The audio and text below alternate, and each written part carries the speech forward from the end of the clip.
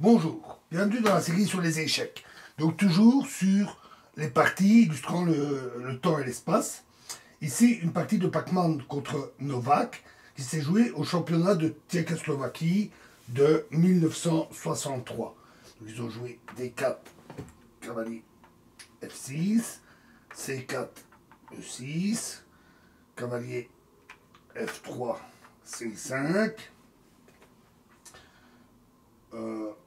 E3, C prend D4, donc une variante du gambit de la dame. E prend D4, D5, donc transposé. Cavalier C3, D prend C4. Probablement une erreur. En tout cas, ça offrait bien de temps aux blancs, puisqu'ils n'ont pas encore sorti le fou. Fou prend C4, fou E7,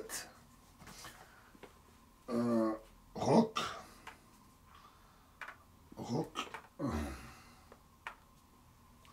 tour E1, A6, A3, B5,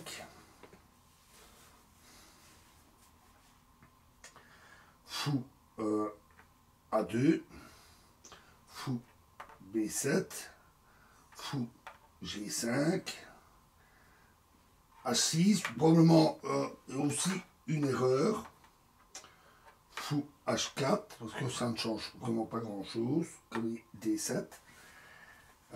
Voilà, alors les blancs jouèrent D5, c'est une percée caractéristique. Une percée tout à fait caractéristique dans ce type de position comportant un pion dame isolé. Le sacrifice de pion momentané ouvre la position au centre, ce qui permet aux blancs d'exploiter la situation plus active de leurs pièces. Il est important ici que les noirs ne puissent pas échanger plusieurs pièces légères. Maintenant, si le cavalier prend D5, ce serait une faute, parce qu'alors, fou prend D5, fou prend D5, et fou prend E7, avec le gain d'une pièce. Et donc, remettons.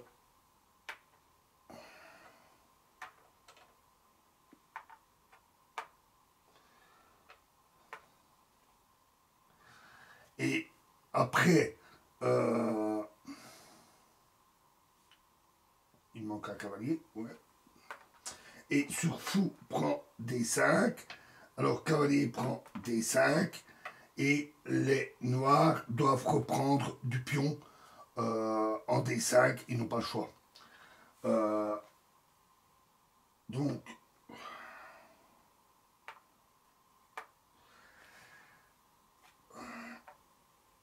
E prend D5, cavalier D4. Après ce coup, les noirs ont du mal à se défendre. La tentative de couvrir le pion D5 par cavalier B6 échoue sur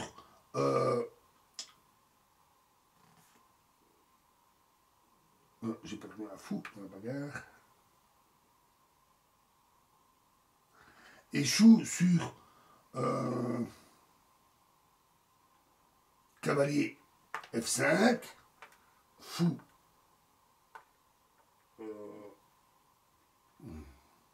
C5, B4, fou D6, dame F3, avec la menace cavalier prend H6, et les blancs ont déjà une forte attaque sur le roc adverse.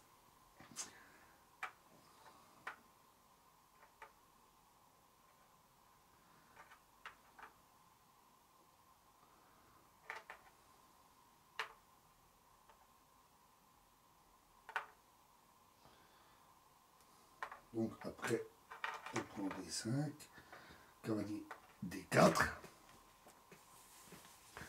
tour E8, cavalier F5, fou F8. Alors ici, les noirs veulent protéger le roc contre des sacrifices éventuels en H6. Et après fou C5, dame D2, le sacrifice cavalier prend H6 serait déjà une forte menace. Donc, cavalier prend D5. Alors ça paraît simple, hein, on récupère le pion. Mais les blancs avaient déjà dû calculer le sacrifice suivant, avec deux variantes. Les noirs sont devant un choix difficile. Parce qu'après, fou prend D5, fou prend D5, la paire de fous est très puissante. Et donc, G5. Alors, d'autres suites se présentent après l'échange préliminaire. Tour prend E1, échec. Dame prend E1. G5. Et cavalier prend cavalier E7, échec. Fou prend E7. Cavalier prend E7, échec. Roi F8. Cavalier F5. G prend H4. Dame B4, échec. Roi G8. Cavalier prend H6, échec. Roi G7. Et les blancs ont deux suites très fortes. Cavalier prend F7, suivi de dame prend H4. Et le très élégant, cavalier F5, roi G8, dame prend H4, cavalier H7, et fou prend F7, échec, et les blancs gagnent. Donc remettons nos pièces.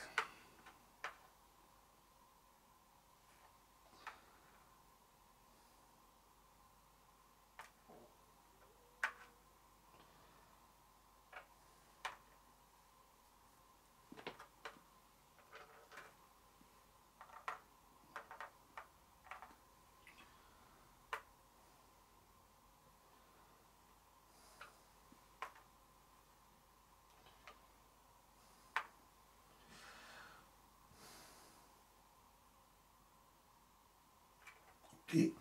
Donc après le D5, on prend D5, un cavalier D4, tour E8, cavalier F5, fou F8, cavalier prend D5.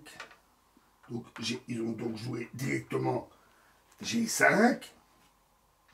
Et alors, cavalier D, E7, échec, un très bon coup. Alors c'est toujours le même sacrifice, qui est la conséquence logique du coup précédent. Accepter ce sacrifice conduit à un très net avantage des blancs. Tour prend E7, tour prend E7, encore un très bon coup. Fou prend E7, cavalier prend H6, échec. Roi G7, cavalier prend F7, dame B6, fou prend G5, dame C6, fou H6, échec, roi A7, dame D3, échec, et les blancs gagnent du matériel. Ou alors,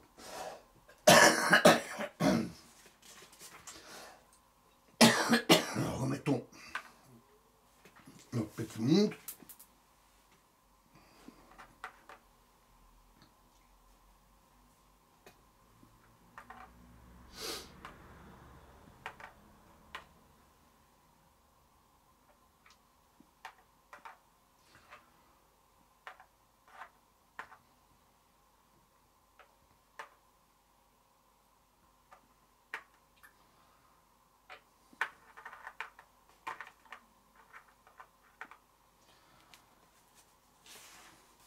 Donc, toujours sur tour prend E7, tour prend E7, fou prend E7, cavalier prend H6, ou alors les sur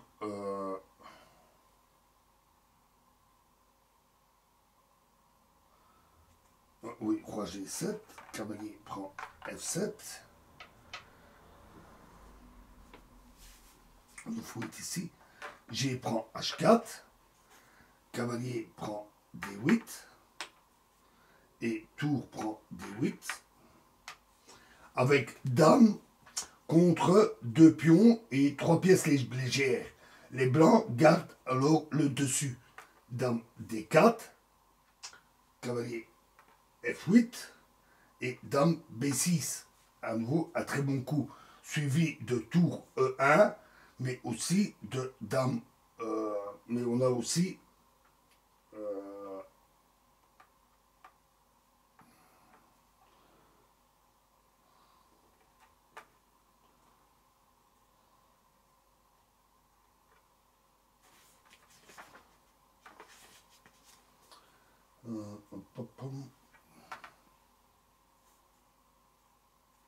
on trouve des bonnes. Cavalier F8.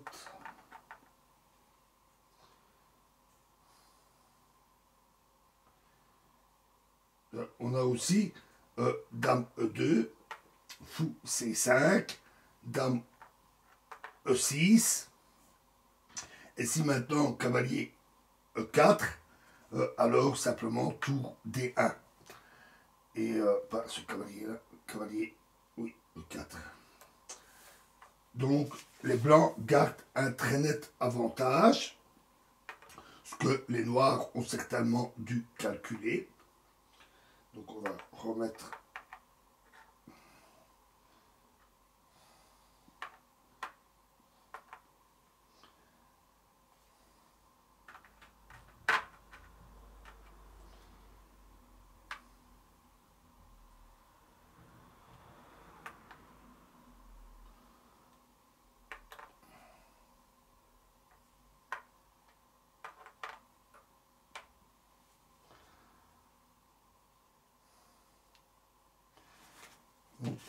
donc dans la partie, ils n'ont pas accepté le sacrifice.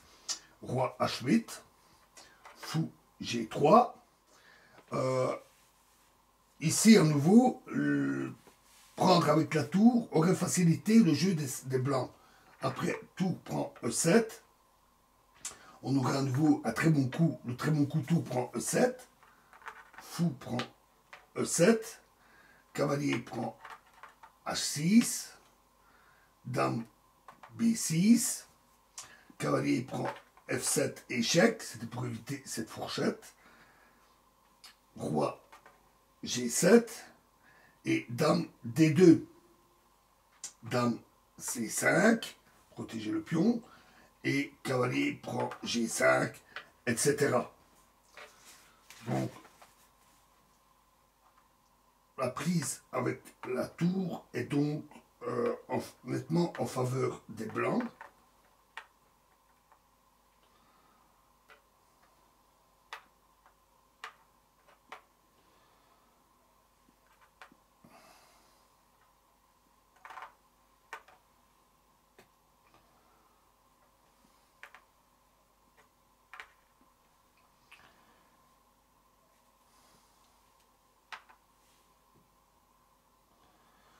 Oups.